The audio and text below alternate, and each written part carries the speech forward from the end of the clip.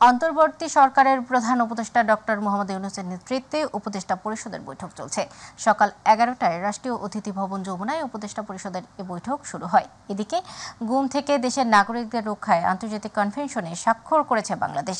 আজ আন্তর্জাতিক convention for the protection of all persons from forced disappearance সনদে স্বাক্ষর করেন অন্তর্বর্তী সরকারের প্রধান উপদেষ্টা অধ্যাপক ডক্টর মোহাম্মদ ইউনূস।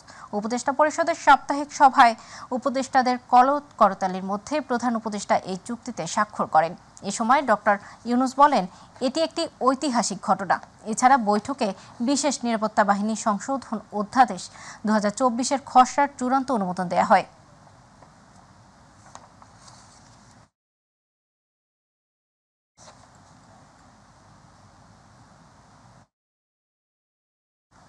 একটা পদ্ধতি ছিল জিও এনজিও কোঅর্ডিনেশন, সরকার এবং বেসরকারি প্রতিষ্ঠানগুলোর কোঅর্ডিনেশন, সেটাকে আবার রিভাইভ করার একটা সিদ্ধান্ত নেওয়া হয়েছে। আর আমরা দায়িত্ব গ্রহণের সময় থেকে 1 মাসের মধ্যে কোন কোন মন্ত্রণালয় কি কি কাজ করেছে, সরকার কি কি কাজ করেছে, সেগুলোর ব্যাপারে একটা নোট প্রস্তুত করে আপনাদেরকে দিয়ে দেব। সম্ভাব্য খরচটা কত হতে পারে? না, এরকম খরচের কোনো কত হতে পারে, কত কমাবে, এসব কথা হয়নি। তবে প্যাকেজটা যে অনেক বাড়তি এবং এটা যে কমানো সম্ভব, এটা দেখা গেছে প্রাথমিক বিশ্লেষণে এবং কমানোর জন্য ব্যবস্থা করা হবে। আমি না নাম বলবেন। আমি একটা প্রশ্ন করতে চাই যে আপনি বললেন কালো টাকা সাদা করার যে রীতি ভঙ্গ করবে, তো সেটা তো একটা বাজেটে ভিত্তিতে হয়েছিল, এখন তো অর্থ বছরের প্রায় 1-1.5 মাস চলছে। সেটা কি এখন থেকেই বন্ধ নাকি নেক্সট মানে সিদ্ধান্তটা কবে থেকে? সেটা হচ্ছে যে একটা ব্যাখ্যা এবং বিশ্লেষণ দাঁড় করানোর চেষ্টা করা হচ্ছে এবং এইটা একটা আদেশের মাধ্যমে বলে দেওয়া, আগে যেরকম বলে দেওয়া হতো কালো টাকা সাদা করা যাচ্ছে, এখন আর সেরকম বলা হবে না, উল্টো বলা হতে পারে। আমার নাম ইউসুফ আরফিন, আমি কালবেলাতে কাজ করি, সিনিয়র রিপোর্টার। আমি একটু অ্যাডমিনিস্ট্রেশন নিয়ে কথা বলতে চাই। সেটি হলো যে একটা অভিযোগ উঠেছে এবং আমরা অনেকগুলো প্রমাণ পেয়েছি। আওয়ামী লীগ সরকারের আমলে ডিসি ছিল, স্বামী স্ত্রী দুজনে ডিসি ছিল, ভালো ভালো জায়গা ছিল, তারাও বঞ্চিত দাবি করে নিজেদের পদোন্নতি নিচ্ছে না করে। আবার হচ্ছে প্রধানমন্ত্রীর কার্যালয়ে চাকরি করেছে, তোফাজ্জল মিয়ার পিএস ছিল। এভাবে নাম বলেন না আপনি, আপনি বলেন আপনার জেনারেল অভিযোগটা ছিল। একজন আজকে আপনার আবার পিএসও হয়েছিল। এগুলো নিয়ে মানে প্রশাসনের সমালোচনা যে আগের যারা কর্মকর্তা বা ভাইস পোস্টিংয়ে ছিল তারা এখন আবার ফিরতেছে, এটাকে আপনি কিভাবে দেখবেন? বিষয়টা হচ্ছে যে কোনো কর্মকর্তার বিরুদ্ধে সুস্পষ্ট দুর্নীতির অভিযোগ থাকলে তার ব্যাপারে আমরা আমাদের অবস্থান জানাচ্ছি। যে কোনো একটা সরকারকেই তার কাজ চালাতে গেলে ভালো কিছু কর্মকর্তা কর্মচারী তো দরকার পড়ে, তাই না? তো যদি আমরা দেখি যে এফিসিয়েন্সি আছে, তার ব্যাপারে কোনো তাৎক্ষণিক সিদ্ধান্ত গ্রহণের প্রয়োজন নাই, আমাদেরকে তো কাজটা নিয়ে আগাতে হবে। আমি যদি আগের সময়ে যারা কোনো ভালো পোস্টে ছিল তাদের কাউকেই নেব না এমন নীতিগত সিদ্ধান্তে চলেছে, তাহলে আমি কাজ আগাবো কেমন করে? সেটা তো একটা বড় প্রশ্ন। কারোর ব্যাপারে সুনির্দিষ্ট কোনো অভিযোগ থাকলে সেটা জানাবেন। এই রিজিম, সেই রিজিম, আগের রিজিম, পরের রিজিম বললে আর আমাদের সাথে অন্যদের তফাৎটা কি রইল? একটা তফাৎ তো আমাদেরকে আনতে হবে। সুনির্দিষ্ট অভিযোগ থাকলে নিশ্চয়ই আপনারা জানাবেন, জনপ্রশাসন মন্ত্রণালয় আছে তাকে জানাবেন। একটি পরিবারের সুরক্ষার একটা আইন ছিল, সে ব্যাপারে মনে আপনার একটা সিদ্ধান্ত অলরেডি এসে গেছে। আচ্ছা, যে বিষয়গুলো ক্যাবিনেটে নির্ধারিত থাকে সিদ্ধান্তের জন্য, সেগুলোর ব্যাপারে আসলে আমরা বলি না, ওটা লিখিতই যায়। এটার প্রেক্ষিতটা হচ্ছে যে আমাদের এই সরকারটা হচ্ছে একটা বৈষম্য বিরোধী আন্দোলনের আউটকাম। তো সেখানে আদৌ নিরাপত্তা সংস্থা মনে করে কিনা যে এরকম দরকার আছে, সেখানে উত্তরটা হচ্ছে এরকম বিশেষ নিরাপত্তার দরকার আছে বলে তারা মনে করে না, আর এটাকে বৈষম্যমূলক মনে করা হয়েছে, সেটার ভিত্তিতেই সিদ্ধান্ত গ্রহণ করা হয়েছে। মুস্তাফিজ বলেন, যে আজকে যে কনভেনশনে আমরা সিগনেটারি হলাম, এর ইমপ্লিকেশনটা কি আমার এখানে ল এনফোর্সমেন্ট এজেন্সির জন্য, বা এরা কিভাবে কাজ করবে, এর ফলে পরিবর্তনটা কোথায় আসবে বাংলাদেশে? প্রথম পরিবর্তনটা আসবে হচ্ছে যারা গুমের শিকার হয়েছেন তারা একটা সুরক্ষা পাবেন, সেই মেসেজটা গেল। দ্বিতীয় মেসেজটা গেল যে সরকারি পর্যায় থেকে যে ফ্যাসিবাদ কায়েম রাখার জন্য বিভিন্ন প্রতিষ্ঠানকে ব্যবহার করে এই বিরুদ্ধ মতকে দমন করার জন্য গুম করে ফেলা, এইখানেও একটা শক্ত বার্তা গেল যে এসব আর হবে না। এখানে একটা স্পষ্ট বার্তা গেল।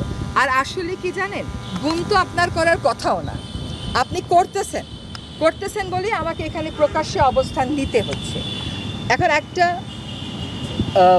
সরকারের জন্য, একটা বাহিনীর জন্য গুম করার তো তার কোনো লাইসেন্স নেই, তার কোনো আইনগত এখতিয়ার নেই। সে বিভিন্ন মতামতকে দমায় রাখার জন্য এই কাজগুলো করে এবং সেখানে সে কতগুলো যুক্তি দেয়, যেমন সরকারের বিরোধিতা করছিল, জাতীয় স্বার্থের পরিপন্থী কাজ করছিল। এই সমস্ত কখনো জাস্টিফাই করা যায় না। এই প্র্যাকটিসগুলো মাস্ট স্টপ। আর এটা প্রথম থেকেই বন্ধ থাকার উচিত ছিল না বলেই আমরা এটা করেছি। এখন এই কনভেনশনের মোডালিটিতে যে সমস্ত কথা বলা আছে সেগুলো আমাদের আইনে আমরা যতটুকু নেয়ার দরকার, এটা তো অলরেডি আছে, কিছু হয়তো আছে, আমরা বাকিটুকুন ইনকর্পোরেট করে নেব। অন্তর্বর্তী সরকারের প্রধান উপদেষ্টা ডক্টর মোহাম্মদ ইউনূসের দুর্নীতি মামলা তুলে নেওয়া আইনসম্মত ছিল কিনা এ বিষয়ে শুনানি 2 সেপ্টেম্বর দিন ধার্য করেছেন আপিল বিভাগ। ওই দিন বিশেষ জজ আদালতের দেয়া খালাসের রায় দাখিল করতে বলা হয়েছে। আজ প্রধান বিচারপতি সৈয়দ রিফাত আহমেদের নেতৃত্বাধীন 5 সদস্যের বেঞ্চ শুনানির এদিন ধার্য করেন। গত 5 আগস্ট শেখ হাসিনার সরকারের পতনের পর 12 আগস্ট গ্রামীণ টেলিকমের শ্রমিক কর্মচারীদের কল্যাণ তহবিলের টাকা আত্মসাতের অভিযোগে করা মামলা থেকে খালাস পান প্রধান উপদেষ্টা অধ্যাপক ডক্টর মোহাম্মদ ইউনূস সহ 14 জন। মামলা প্রত্যাহার চেয়ে দুদকের করা আবেদনের পরিপ্রেক্ষিতে তাদের খালাস দেন আদালত। ওই দিন ডক্টর ইউনূসের আইনজীবী জানান, বিচার প্রক্রিয়ার মাধ্যমে খালাস চান তারা, কেননা মামলাটি যে ষড়যন্ত্রমূলক ছিল এটি তার প্রমাণ করতে চাচ্ছেন। জুলাইয়ে শিক্ষার্থীদের আন্দোলনের সময় গণহত্যার অভিযোগে শেখ হাসিনা সহ 52 জনের বিরুদ্ধে তদন্ত সংস্থায় অভিযোগ দাখিল করা হয়েছে। গণহত্যায় উস্কানি দেওয়ায় 32 সিনিয়র সাংবাদিককেও অভিযুক্ত করা হয়েছে। সকালে আইনজীবী MH গাজী তামিম এই অভিযোগ দাখিল করেন। পরে তিনি বলেন, একটি অভিযোগ দাখিল হয়েছে, সেখানে 20 জন মন্ত্রী, এমপি, পুলিশ ও 32 জন সাংবাদিক ও সুশীলকে আসামি করা হয়েছে, যারা 3 তারিখ শেখ হাসিনার সঙ্গে দেখা করেছিলেন এবং সংবাদ সম্মেলনে প্রশ্ন করে উস্কানি দিয়েছিলেন এবং টকশো করে গণহত্যার বৈধতা দিয়েছেন। সাবেক বাণিজ্য মন্ত্রী টিপু মুন্সিকে গ্রেপ্তার করেছে র্যাব। গতরাত 1:15টার দিকে গুলশান 1 থেকে তাকে গ্রেপ্তার করা হয়। র্যাব জানায়, বৈষম্য বিরোধী ছাত্র আন্দোলন চলাকালীন গুলিবিদ্ধ হয়ে স্বর্ণ শ্রমিক মুসলিম উদ্দিন মিলন হত্যার ঘটনায় দায়ের করা মামলায় টিপু মুন্সিকে গ্রেপ্তার দেখানো হয়েছে। তার বিরুদ্ধে বৈষম্য বিরোধী ছাত্র আন্দোলনে শিক্ষার্থী ও শ্রমিক নিহতের ঘটনায় গাজীপুর ও রংপুরে হত্যা মামলা করা হয়েছে। গত 22 আগস্ট টিপু মুন্সি তার স্ত্রী ও 2 মেয়ের ব্যাংক অ্যাকাউন্ট জব্দ করে বাংলাদেশ ব্যাংকের আর্থিক গোয়েন্দা সংস্থা Bangladesh financial intelligence unit BFIU একই সঙ্গে তাদের মালিকাধীন ব্যবসা প্রতিষ্ঠানের ব্যাংক হিসাবে লেনদেন স্থগিত করা হয়েছে। বৈষম্য বিরোধী ছাত্র আন্দোলন চলাকালে বাড্ডায় সুমন শিকদারকে গুলি করে হত্যার অভিযোগে করা মামলায় সালমান F রহমান এবং সাবেক আইনমন্ত্রী আনিসুল হকের 5 দিনের রিমান্ড মঞ্জুর করেছেন আদালত। সকাল 7টার দিকে সাবেক প্রধানমন্ত্রী শেখ হাসিনার বেসরকারি শিল্প ও বিনিয়োগ বিষয়ক উপদেষ্টা সালমান F রহমান, সাবেক আইনজীবী আনিসুল হক, সাবেক এমপি সাদেক খান ও চাকরিচ্যুত সেনা কর্মকর্তা জিয়াউল আহসানকে আদালতে হাজির করা হয়। প্রত্যেকের 10 দিনের রিমান্ড চেয়ে আবেদন করে পুলিশ। পরে বাড্ডা ফুজি টাওয়ারের সামনে সুমন শিকদারকে গুলি করে হত্যার ঘটনায় মামলায় সালমান F রহমান ও আনিসুল হকের 5 দিন এবং আদাবরের পোশাক শ্রমিক রুবেল হত্যা মামলায় সাদেক খান ও জিয়াউল আহসানের 5 দিনের রিমান্ড মঞ্জুর করেন। জ্ঞাত আয় বহির্ভূত সম্পদ অর্জন এবং সম্পদের তথ্য গোপন সংক্রান্ত দুর্নীতির মামলায় খালাস পেয়েছেন বিএনপির স্থায়ী কমিটির সদস্য মির্জা আব্বাস। ঢাকার বিশেষ জজ আদালত 6 এর বিচারক মোহাম্মদ মাসুদ পারভেজের আদালতে রায় দেন। আয়ের সঙ্গে অসঙ্গতিপূর্ণ 7,54,3290 টাকার সম্পদ অর্জন এবং 57,26,571 টাকার সম্পদের তথ্য গোপনের অভিযোগে 2007 সালের 16 আগস্ট দুদকের উপপরিচালক মোহাম্মদ শফিউল আলম রাজধানীর রমনা থানায় মির্জা আব্বাসের বিরুদ্ধে মামলা করেন। এদিকে প্লট বরাদ্দে অনিয়মের অভিযোগে দুদকের করা মামলায় খালাস পেয়েছেন বিএনপির স্থায়ী কমিটির সদস্য মির্জা আব্বাস। ঢাকার বিশেষ জজ 4 এর বিচারক রবিউল আলমের আদালতে আদেশ দেন। বিএনপি মহাসচিব মির্জা ফখরুল ইসলাম আলমগীরের নেতৃত্বে একটি প্রতিনিধি দল বাংলাদেশে নিযুক্ত রাশিয়ার রাষ্ট্রদূত আলেকজান্ডার মন্টিটস্কির সঙ্গে বৈঠক করেছে। সকালে গুলশানে বিএনপি চেয়ারপারসনের রাজনৈতিক কার্যালয়ে বৈঠক হয়। প্রায় 2 ঘন্টার এ বৈঠকে বিএনপি মহাসচিব ছাড়াও বৈঠকে অংশ নেন দলটির স্থায়ী কমিটি ও আন্তর্জাতিক বিষয়ক কমিটির সদস্য আমির খসরু মাহমুদ চৌধুরী ও শামা ওবায়েদ। পরে আমির খসরু মাহমুদ চৌধুরী সাংবাদিকদের বলেন, দেশের স্বাধীনতা ও সার্বভৌমত্বের ক্ষতি করে কারোর সাথে সম্পর্ক রাখতে চায় না বিএনপি। তিনি জানান, রাষ্ট্রীয় প্রতিষ্ঠান পুনর্গঠনের জন্য সরকারকে সময় দেবে বিএনপি।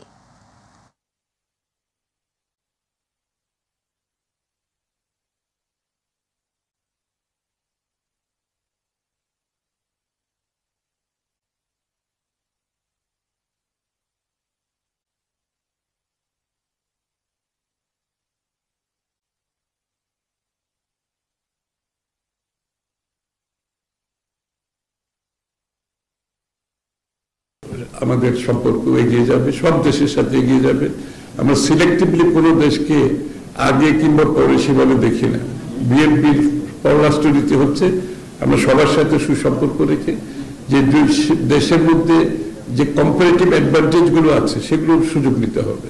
বাংলাদেশের যেখানে কম্পারেটিভ অ্যাডভান্টেজ আছে আমরা সেই সুযোগগুলো নিতে চাই এবং সম্পর্ক হতে হবে পরস্পরের লাভবান হতে হবে, পরস্পরের প্রতি সম্মানবোধ থাকতে হবে এবং মিউচুয়াল রেসপেক্ট থাকতে হবে, মিউচুয়ালি বেনিফিটেড হতে হবে। সেই বিষয়গুলো উঠে আসছে এবং সেক্ষেত্রে বাংলাদেশের যেখানে সম্ভাবনা আছে রাশার যদি সম্ভাবনা এখানে থাকে, বাংলাদেশের মানুষের স্বার্থ রক্ষা করে, বাংলাদেশের স্বার্থ রক্ষা করে সম্পর্ক গড়ে উঠবে। বন্ধুত্ব হয় দুই দেশের মধ্যে মিউচুয়াল রেসপেক্ট এবং মিউচুয়াল ইন্টারেস্টের ভিত্তিতে। সুতরাং রাশার সাথে আমাদের সেইভাবে বন্ধুত্ব হবে আগামী দিনে। ফেনীতে ভয়াবহ বন্যায় এখন পর্যন্ত 17 জনের মৃত্যুর খবর পাওয়া গেছে। তাদের মধ্যে 10 জন পুরুষ, 4 জন নারী ও 3 শিশু রয়েছে। রাতে এ তথ্য নিশ্চিত করেছে ফেনী জেলা প্রশাসন। ফেনীর বিভিন্ন এলাকার পানি ধীরে ধীরে কমতে থাকায় বন্যা পরিস্থিতির উন্নতি হয়েছে। নোয়াখালী ও লক্ষ্মীপুর অঞ্চলে ভারী বৃষ্টি ও উজানের পানির কারণে বন্যা পরিস্থিতির অবনতি হয়েছে। টানা বৃষ্টি ও ভারত থেকে আসা উজানের পানিতে দীর্ঘদিন ধরে পানিবন্দী নোয়াখালীর বাসিন্দারা। এতে এখনও তলিয়ে আছে পথঘাট ও মানুষের বসতবাড়ি। লক্ষ্মীপুরেও বৃষ্টি আর উজানের পানির কারণে বন্যা পরিস্থিতির অবনতি হয়েছে। তবে দেশের সব নদ নদীর পানি এখন বিপদসীমার নিচে রয়েছে বলে জানিয়েছে বন্যা পূর্বাভাস কেন্দ্র।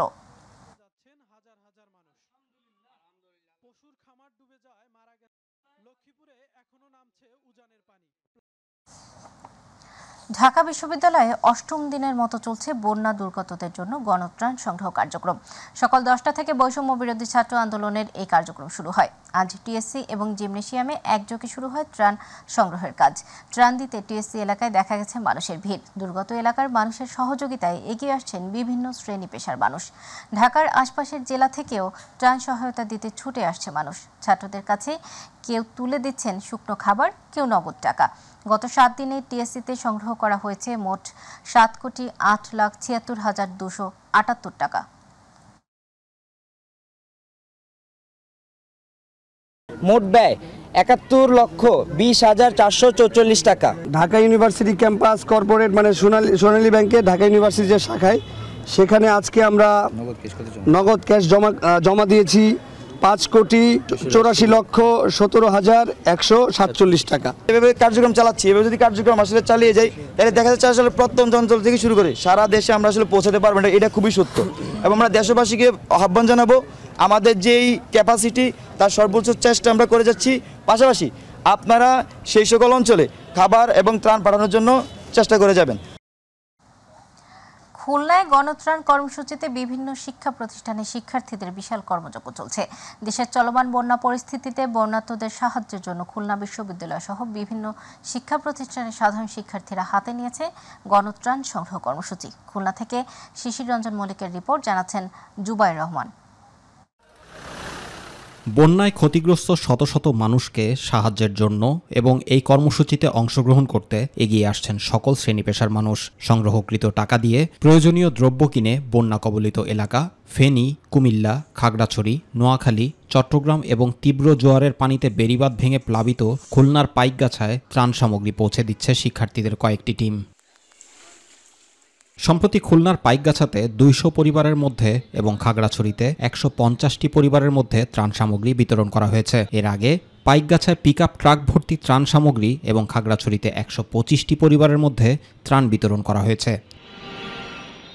গত 24শে আগস্ট থেকে খুলনার 3টি পয়েন্টে ময়লাপোতা মোড়, শিববাড়ি এবং ফুলবাড়ি গেটে গণত্রাণ গ্রহণ কর্মসূচি শুরু হয়। নগদ অর্থ, চাল, ডাল, আটা, তেল এবং পানি গণত্রাণ গ্রহণ কর্মসূচিতে দেওয়ার জন্য উৎসাহিত করেন শিক্ষার্থীরা। ছাত্রদের উদ্দেশ্যে আমি খুবই খুশি, সাধ্যমতন এখন চেষ্টা করছে অনুদান দেওয়ার। আমি তাদেরকে সাধুবাদ জানাই এবং তারা আজীবন মানুষের কল্যাণে কাজ করুক এই আশাবাদী। ছাত্রদের এই মহৎ উদ্যোগকে স্বাগত জানিয়েছে সাধারণ মানুষ। আমরা তৃতীয় লঙ্গের মানুষ, আমার গুরু, আমরা মিলে আমরা ছাত্র ভাইদের পাশে আমরা দাঁড়িয়েছি। আমরা ক্ষুদ্র মানুষ, যতটুকু পারছি ওনাদের পাশে দাঁড়িয়েছি। দেশের এই ক্রান্তিকালে মানুষের পাশে দাঁড়াতে পেরে খুশি সব শ্রেণী পেশার মানুষ। গণমানুষ যারা ছিল সবাই কিন্তু আমাদের এই বৈষম্য বিরোধিতা দেখে সবাই মানে হুমড়ে খেয়ে পড়া যেটাকে বলে, সবাই এত পরিমাণে হেল্প করছে। 3টা পয়েন্ট রয়েছে এখানে, হচ্ছে আমাদের কাপড়, খাবার, শুকনো খাবার, চাল ও নগদ অর্থ নেওয়া হচ্ছে। এই ব্যানারের আমাদের কার্যক্রম পুরোপুরি স্বচ্ছ এবং নিয়মতান্ত্রিক। ছাত্র সমাজ তারা যে উদ্যোগ নিয়েছে, দিনরাত পরিশ্রম করছে, এটাকে সাধুবাদ জানাচ্ছি এবং তাদের এই উদ্যোগটা আরো সফল হোক। সবাইকে সাথে নিয়ে অসহায় মানুষগুলোর পাশে দাঁড়াতে দৃঢ় প্রত্যয়ী সবাই। Zubair Rahman, my TV news.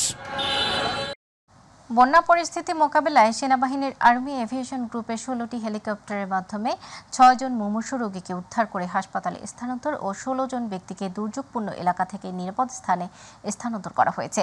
পাশাপাশি ত্রাণ, বিশুদ্ধ পানি ও পানি বিশুদ্ধকরণ ট্যাবলেট হেলিকপ্টারের মাধ্যমে বিতরণ করা হয়েছে। বুধবার আইএসপিআর থেকে পাঠানো এক সংবাদ বিজ্ঞপ্তিতে তথ্য জানানো হয়েছে। আইএসপিআর জানায়, বন্যা পরিস্থিতি মোকাবেলায় বুধবার সেনাবাহিনী সম্ভাব্য সব পন্থা অবলম্বনের মাধ্যমে উদ্ধার অভিযান ও ত্রাণ বিতরণ কার্যক্রম পরিচালনা করেছে। এছাড়া প্রতিকূল আবহাওয়া সত্ত্বেও 9228 কেজি ত্রাণ, 650 লিটার বিশুদ্ধ পানি ও পানি বিশুদ্ধকরণ ট্যাবলেট বন্যা কবলিত এলাকায় হেলিকপ্টারের মাধ্যমে বিতরণ করা হয়েছে।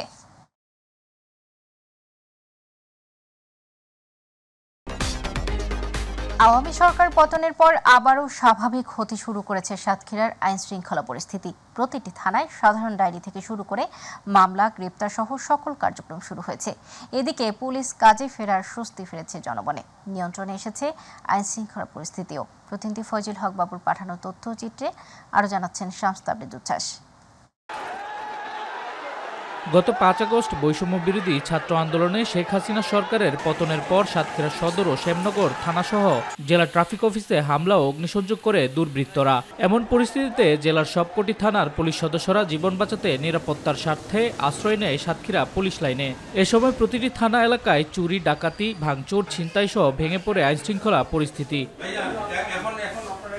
এমন পরিস্থিতিতে ট্রাফিক নিয়ন্ত্রণ, থানা পরিষ্কার পরিচ্ছন্নতা সহ রং করে থানাকে ব্যবহার উপযোগী করে তোলেন শিক্ষার্থীরা। ছাত্র সমাজ থেকে আমরা এসে থানা পরিষ্কার পরিচ্ছন্ন করি। সকল মানুষের ক্ষেত্রে বলবো, যেহেতু থানা এটা আমাদের রাষ্ট্রীয় সম্পদ, এই রাষ্ট্রীয় সম্পদ ধ্বংস করে এটা কারোর জন্য কাম্য না। তো পরবর্তীতে আমরা আমাদের প্রশাসনের সাথে আছি, আমরা ছাত্র সমাজ একসাথে আছি, সকলে মিলে একসাথে সুন্দর একটা বাংলাদেশ বিনির্মাণ করব। আমরা ছাত্ররা একটা উদ্যোগ নিয়েছি যে আমরা আগের মতন থানাটাকে যেন উপযোগী করা যায়, সেই জন্য আমরা এই দেয়ালে বিভিন্ন রং, বিভিন্ন কাজকর্ম করে এখন বর্তমানে আমরা স্বাভাবিকভাবে নিয়ে আসার চেষ্টা করতেছি। তবে জনগণের জানমাল রক্ষায় গেল 15 আগস্ট সাতক্ষীরার সকল থানার পুলিশ সদস্যরা কাজে যোগদান করলে ধীরে ধীরে স্বাভাবিক হতে শুরু করে এলাকার পরিবেশ পরিস্থিতি। নিয়ন্ত্রণে আসে আইনশৃঙ্খলা পরিস্থিতিও। আমরা গত 15 থেকে যথারীতি পূর্বের ন্যায় আমাদের সমস্ত কার্যক্রম আরম্ভ করছি। গত 15 তারিখ থেকে এই পর্যন্ত আজ পর্যন্ত 391টা জিডি হয়েছে। পরিবেশ এখন স্বাভাবিক, সমস্যা নাই, যানজট সুন্দরভাবে সম্পন্ন করা হচ্ছে। এখন সবাই যার যার বাড়িতে গন্তব্যে যাতে সুন্দরভাবে যাইতে পারে আমরা সেইভাবে কাজ করছি। এদিকে পুলিশ কর্মবিরতি শেষে কাজে যোগদান করায় স্বস্তি ফিরেছে সাধারণ মানুষের মাঝে। পূর্ববর্তী দিনগুলোতে যে একটা দেশের পরিস্থিতি খারাপ অবস্থায় ছিল, সেটা উত্তরণ করে ওনারা এখন জনগণের পাশে নিজেদের পুলিশিং সেবা দিতে সর্বতোভাবে সহযোগিতা করবেন। আমি আসছি জিডি করার জন্য, কার্যক্রম শুরু হয়েছে। জিডির কপি আমি জমা দেওয়ার জন্য আমি এখানে আসছি। কাজে যোগদান করার পরে সাতক্ষীরার আইনশৃঙ্খলা পরিস্থিতি সম্পূর্ণভাবে নিয়ন্ত্রণে এসেছে বলে জানান পুলিশের এই কর্মকর্তা। আমরা গ্রেটফুল যে ছাত্ররা গণতান্ত্রিকভাবে এখানে তাদের আন্দোলন করেছে। আমাদের সেখানে কোনো ধরনের ক্ষয়ক্ষতি হয়নি, ছাত্রদের পক্ষ থেকে হয়নি এবং আমাদের পুলিশ সদস্যদের হতাহত হয়নি, যার কারণে পট পরিবর্তনের পরে সাতক্ষীরার যে অবস্থা এটি অন্য যে কোনো জেলার চাইতে ভালো। অতীতে সাতক্ষীরাতে যে ধরনের অবস্থা মানুষ আশঙ্কা করেছিলেন সেটি নাই। জনগণের মধ্যে জনমানুষের মধ্যে একটি স্বস্তি ফিরে এসেছে। শামস তাবরিজ উচ্ছ্বাস, মাই টিভি নিউজ ডেস্ক। দর্শক, এখনকার সংবাদ ছিল এই পর্যন্ত। সাথে থাকার জন্য ধন্যবাদ। এছাড়া ইউটিউবে মাই টিভি সংবাদ পেতে ভিজিট করুন youtube/mytvbdnews এবং আমাদের অনুষ্ঠান দেখতে ভিজিট করুন youtube/mytvবাংলা, facebook/mytvবাংলা। পরবর্তী সংবাদ দেখার আমন্ত্রণ জানিয়ে বিদায় নিচ্ছি। আল্লাহ হাফেজ।